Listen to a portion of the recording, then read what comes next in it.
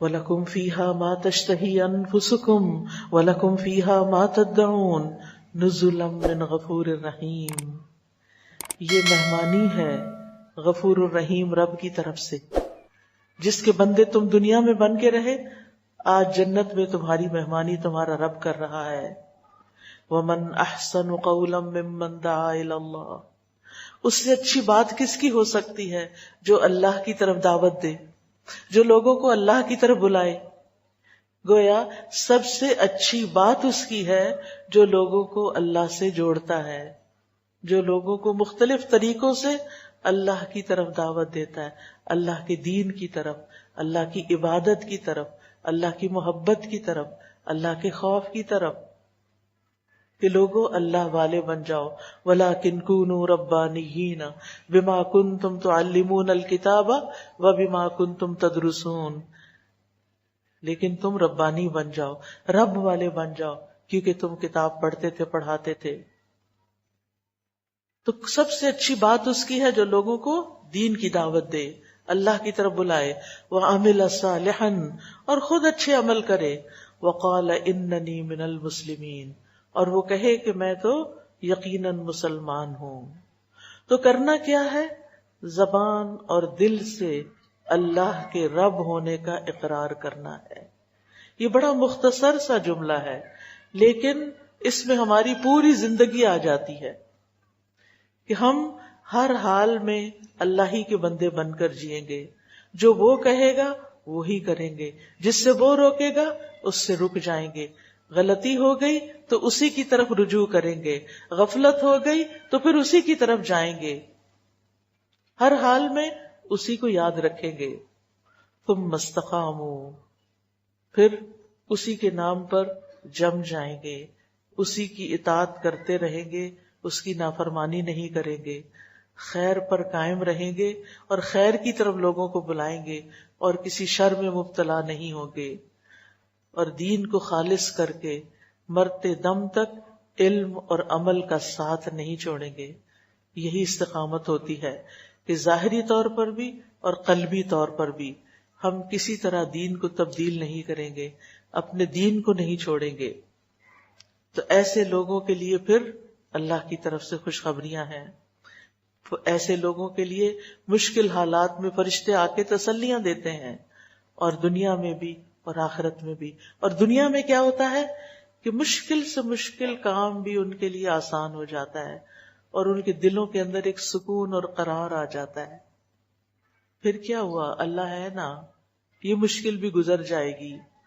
انہیں ہر مشکل سے جب وہ نکلتے ہیں تو ایمان اور دین میں ان کی حالت پہلے سے بہتر ہوتی ہے. جب وہ اپنا ٹیسٹ پاس کر جاتے تو پہلے سے بھی اونچے درجے پر آ جاتے ہیں. ان کے دلوں میں نیکی کا اور شوق پیدا ہو جاتا ہے، برائی سے نفرت ہوتی ہے، اور ان کے اندر فرشتے بہترین کاموں کے، نیک کاموں کے خیالات الہام کرتے ہیں، ان کے دلوں میں ڈالتے ہیں. جیسے شیطان وسوسے ڈالتے ہیں نا، تو ایسے لوگوں کے دلوں میں فرشتے نیکی کے خیالات ڈالتے ہیں. اب یہ کر لو، اب وہ کر لو، اب ایسے کرو، اب ایسے کرو. اور انسان ساری مخالفتوں کے باوجود قدم بقدم نیکی کے رستوں پر آگے بڑھتا چلا جاتا ہے. اور پھر ایسے لوگوں ہی کے لیے خوشخبریاں ہیں. الذین آمنوا وکانوا یتقون لہم البشری فی الحیات الدنیا وفی الآخرہ. جو لوگ ایمان لائے اور اللہ سے ڈرتے رہے، ان کے لیے دنیا میں بھی خوشخبری ہے اور آخرت میں بھی. اور ان کے فرشتے دوست ہیں جو ان کے لیے راہیں ہموار کرتے ہیں. وَلَكُمْ فِيهَا مَا تَشْتَهِي أَنفُسُكُمْ، اور صرف خواہشات پر بن مانگے بھی ان کی ساری مرضی کی چیزیں ان کو ملتی چلی جائیں گی. لَهُمْ مَا يَشَاءُونَ فِيهَا وَلَدَيْنَا مَزِيدٌ. اور پھر جنت ہی وہ جگہ ہے جہاں ہر طرح کی خواہش پوری ہو سکتی ہے. اس لیے دنیا میں خواہشات کی تکمیل کرنے کے لیے اللہ کے دین کو نہ چھوڑیں، اور اس کام کو نہ چھوڑیں کہ لوگوں کو اللہ کی طرف بلانا ہے. یہ تو ہے کہ جب انسان کا ماحول ویسا ہوتا ہے تو اس کے لیے نیکی کرنا آسان ہوتا ہے. دین پہ چلنا آسان ہوتا ہے. لیکن جب دنیا نظر آتی ہے، کہیں مال زیادہ نظر آتا ہے یا کہیں اور خواہشات پوری ہوتی نظر آتی ہیں، تو انسان سوچتا ہے کہ کب تک یہ دین کا کام کرتے رہیں گے، چلے کچھ دنیا کی طرف چلتے ہیں. اور پھر دنیا اپنے اندر سک کر لیتی ہے، دنیا اپنے اندر کھینچ لیتی ہے، اور پھر انسان کہیں کا نہیں رہتا. اس لیے ہمیں یہ جملہ ہمیشہ یاد رکھنا چاہیے کہ جو کچھ بھی کریں اس سے بہتر کام یہی کام ہے، ممن دعا الی اللہ، اللہ کی طرف دعوت. دنیا کا سب سے بہترین اور پسندیدہ ترین کام ہے. آپ گھر کے کام کریں، آپ باہر کے کام کریں، آپ کی جو ذمہ داریاں ان کو پورا کریں، لیکن اپنی زندگی میں اس پہلو کو کبھی بھی نہیں بھولنا. یہ آپ کے دین ایمان کی حفاظت کا کام ہے کہ آپ لوگوں کو خیر کے کام کی طرف بلاتی رہیں، اللہ تعالیٰ کے احسانات اور نعمتیں یاد کراتے رہیں، اللہ کی کتاب اور نبی کی محبت لوگوں کے دلوں میں پیدا کرتے رہیں، ہر بھلائی اور خیر کی طرف لوگوں کو شوق دلائیں، اپنے بچوں کو، محلے کے بچوں کو، رشتہ داروں کے بچوں کو، اور اس کے علاوہ جو بھی آپ کے دائرہ کار میں ہے ہر ایک تک خیر لے کر جائیں، اور جس خیر کی آپ دعوت دیں وہ خود بھی کرنے والے ہوں. اور کبھی بھی کسی بھی موقع پر اپنے آپ کو مسلمان کہنے سے نہ گھبرائیں. بنیادی طور پر اس آیت میں جو سبق دیا گیا ہے، جس کے سارے انعامات بندے کو ملتے ہیں، وہ ہے استقامت، دین پر جم جانا، ہر طرح کے حالات میں دین پر قائم رہنا، اللہ کی شریعت پر قائم رہنا. اللہ سبحانہ وتعالیٰ نے نبی صلی اللہ علیہ وسلم کو حکم دیا تھا فاستقم کما امرت، جیسے آپ کو حکم دیا گیا ہے ایسے ہی ثابت قدم رہیے. اور یہ خطاب نبی صلی اللہ علیہ وسلم سے بھی ہے اور آپ کی امت سے بھی ہے کہ آپ دین پر قائم رہیں، اللہ کے دین میں تبدیلی نہ کریں، نہ اسے کم کریں نہ زیادہ کریں، اور اپنی خواہشات کی پیروی نہ کریں. یہ اللہ تعالیٰ کا فضل ہے کہ اس نے ہمیں دین کی ہدایت دی ہے. ہم ہر نماز میں سوال کرتے ہیں اہدنا الصراط المستقیم. اللہ نے ہمیں قرآن کلاسز میں لا بٹھایا اور اپنی کتاب کی تعلیم دی اور ہمیں صراط مستقیم پر چلنا سکھایا. اب اللہ نے رستہ بھی دکھا دیا، چلا بھی دیا، اب آخری کام رہتا ہے، اور وہ کیا ہے؟ آپ نے دعا کی کہ اللہ سیدھا رستہ دکھا، صراط مستقیم دکھا. اللہ نے دکھایا کہ نہیں؟ دکھایا، سکھایا، چلایا. کتنی ہی نیکیاں آپ نے شروع کی ان کلاسز کو جوائن کرنے کے بعد، جو پہلے آپ کو پتہ ہی نہیں تھا، پہلے آپ کرتے ہی نہیں تھے. ٹھیک ہے نا؟ تو آپ نے دین کے رستے پہ چلنا شروع کر دیا یا ابھی بھی نہیں شروع کیا؟ کس کس نے شروع کر دیا؟ ماشاءاللہ سبھی ہاتھ کھڑے کہ اللہ نے جو رستہ دکھایا اس پر ہم چل رہے ہیں. یہ بس اس وقت تک چلنا ہے جب تک ہم کورس کر رہے ہیں اور سرٹیفکیٹ ملے، اور جس دن سرٹیفکیٹ مل گیا اس دن بس. یہ کب تک؟ موت تک. یہ شادی تک بھی نہیں کہ جب تک شادی نہیں ہوتی دین پر چلتے ہیں، اور شادی کے بعد جیسے شوہر کہے گا ویسے کر لیں گے. وہ کہے گا حجاب اتار دو تو کہیں گے ہاں ٹھیک ہے. ایسا ہی ہے؟ نہیں، یہ اللہ کا حکم. شوہر کی محبت، شوہر کی خدمت، شوہر کی اطاعت سب اپنی جگہ ضرور کریں، لیکن پیار سے اس کو بتائیں کہ یہ تو اللہ کا حکم ہے نا، اس کی تو مجھ سے پوچھ ہوگی نا، یہ تو مجھے کرنا ہے نا. اور باقی کسی خدمت میں کسر نہ اٹھا رکھے، لیکن جو اللہ کا حکم ہے وہ اللہ کا حکم ہے. تو اللہ نے ہمیں رستہ دکھایا، اس پر چلایا. اب آخری کام ہے کہ اس پر ہم قائم رہیں، جمے رہیں، استقامت اختیار کریں. مومن کی آخری منزل کہاں تک ہے؟ کہاں ہے؟ دنیا ہے یا آخرت ہے؟ دنیا ہے یا جنت ہے؟ جنت ہے. لہذا وہاں تک اس راستے پر قائم رہنا ہے. آپ کو پتہ نہیں اس کے راستے میں کیا کیا آتا ہے. اس کے راستے میں موت بھی آتی ہے، پھر منکر نکیر کے سوال ہوں گے. جب منکر نکیر کے سوال ہوں گے تو پھر کیا ہوگا؟ وہ کیا پوچھیں گے؟ من ربک؟ تو ان الذین قالوا ربنا اللہ.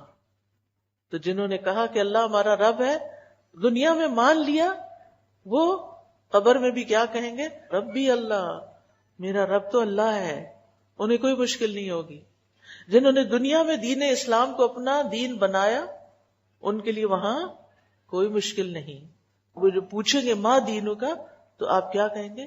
دین الاسلام. من نبیوں کا؟ محمد صلی اللہ علیہ وسلم. اسی کے بارے میں یہ آیت آتی یثبت اللہ الذین آمنوا فی الحیات الدنیا وفی الآخرہ. اللہ پاک کلمے کے ذریعے یثبت اللہ الذین آمنوا بالقول الثابت فی الحیات الدنیا، قول ثابت کے ذریعے، اس کلمے کے ذریعے اللہ تعالی مومنوں کو دنیا میں بھی ثابت قدمی دیتا ہے اور آخرت میں بھی دے گا. قبر کے سوالوں کے وقت بھی ثابت قدمی ہوگی. اور پھر اس کے بعد پل صراط. پل صراط جو ہے وہ کیسا پل ہے؟ ایمان ہے نا اس پل پہ، اس سے گزرنا ہے نا. کیونکہ قرآن مجید میں کیا آتا ہے؟ وَإِن مِّنكُمْ إِلَّا وَارِدُهَا. کوئی شخص ایسا نہیں جس کو وہاں سے گزرنا نہ ہو، وارد نہ ہونا ہو. ہر ایک کو وہاں سے گزرنا ہے. اس پر ثابت قدمی کس کو نصیب ہوگی؟ جو دنیا میں دین پر ثابت قدم رہے گا. جو دنیا میں ثابت قدم نہ رہا وہ وہاں سے پھسل جائے گا، نیچے گرے گا. اور نیچے کیا ہے؟ وہ پل کس چیز پہ لگا ہوا ہے؟ جہنم کے اوپر. اس لیے بڑا ضروری ہے اس پل کو پار کرنے کے لیے، وہاں استقامت اختیار کرنے کے لیے دنیا میں اس دین پر جمے رہیں، نو میٹر واٹ، جو بھی ہو اس دین پر قائم رہنا ہے. تو مومن کی منزل آخرت ہے. اسے ہر چیز میں دیکھنا ہوتا ہے کہ وہاں میری کامیابی کا انحصار اور دار و مدار کس چیز پر ہے. ابن قیم کہتے ہیں ہدایت کا سب سے آخری مرتبہ ہے کہ اللہ تعالیٰ انسان کو قیامت کے دن جنت کے راستے پر چلائے. بس جس کو اس دنیا کے گھر میں صراط مستقیم کی ہدایت کی گئی تو اس کو آخرت میں بھی سیدھے راستے پر چلنے کی توفیق دی جائے گی، تاکہ وہ اللہ کی جنت اور اس کے ثواب کے گھر تک پہنچ جائے. اسے وہاں تک اپڑا دیا جائے گا، جسے پنجابی میں کہتے ہیں، پہنچا دیا جائے گا، کیونکہ وہ دنیا میں جمع رہا اس پر. اور وہ کہتے ہیں اور اس راستے پر اس کے قدم اسی قدر مضبوط ہوں گے جتنا وہ اس راستے پہ چلتا ہے جو اللہ نے اپنی زمین میں اپنے بندوں کے لیے مقرر فرمایا ہے. ابن سعدی کہتے ہیں کہ بندے کو ثابت قدم رہنے کی سخت ضرورت ہے. آدمی کو چاہیے کہ وہ ہمیشہ اپنے رب سے دعا کرتا رہے کہ وہ اس کو ایمان پر ثابت قدم رکھے، اور ہر وہ کوشش کرے، ہر وہ سبب اختیار کرے جو اس کو یہاں تک پہنچا دے، کیونکہ اللہ ہی ہے جو ثابت قدمی عطا کرتا ہے. اور استقامت بندے کی سب سے افضل حالت ہوتی ہے کہ جس میں بندہ تہیہ کر لیتا ہے کہ میں جیوں کہ مروں میں نے اسی دین پر رہنا ہے، میں نے یہی کام کرنا ہے، میں نے دنیا کی آندھیوں اور ہواؤں میں اڑنا نہیں. کیا چیز اڑ جاتی ہے؟ ہوا چلتی ہے تو کون سی چیزیں اڑتی ہیں؟ جو ہلکی ہوتی ہیں. تو چلو تم ادھر کو ہوا ہو جدھر کی، آپ نے ایسا بننا ہے. وہ کہتے ہیں نا چلو تم ادھر کو ہوا ہو جدھر کی، یعنی جدھر سارے لوگ جا رہے ہیں، ساری دنیا جا رہی ہے، جو دنیا کے ٹرینڈز ہیں تم بھی وہی اختیار کرو، ویسے ہی لباس پہنو، ویسے ہی باتیں کرو، ویسے ہی کام کرو. تو ایک مومن کا طریقہ زندگی تو فرق ہوتا ہے نا. وہ تو اپنے عمل سے پہچانا جاتا ہے کہ واقعی وہ ایمان والا ہے. تو پھر اگر آپ ہلکے ہو گئے، آپ کے قدم نہیں جمے، تو پھر آپ زمانے کی ہوا کے ساتھ ہی اڑنے لگیں گے اور وہ اڑا کے پتہ نہیں کہاں جا پھینکیں. لیکن جن کے قدم جم جائیں گے وہ اچھے انجام کو پہنچ جائیں گے. والذین اہتدوا زادہم ھدی وآتاہم تقواہم. جن لوگوں نے ہدایت پائی اللہ ان کو اور زیادہ ہدایت دیتا ہے. ہر نیکی اگلی نیکی کا راستہ کھول دیتی ہے. ایک نیکی کے قبول ہونے کی علامت کیا ہے؟ کہ اس کو دوسری نیکی کا موقع مل جاتا ہے. تو اس لیے اس کورس کی قبولیت کا انحصار اس بات پر ہے کہ آپ اس کے بعد بھی اس دین پر جمے رہیں، قائم رہیں، استقامت اختیار کریں، کیونکہ دل کی حالت تو بدلتی رہتی ہے، اس لیے ہمیں استقامت کی ضرورت رہتی ہے.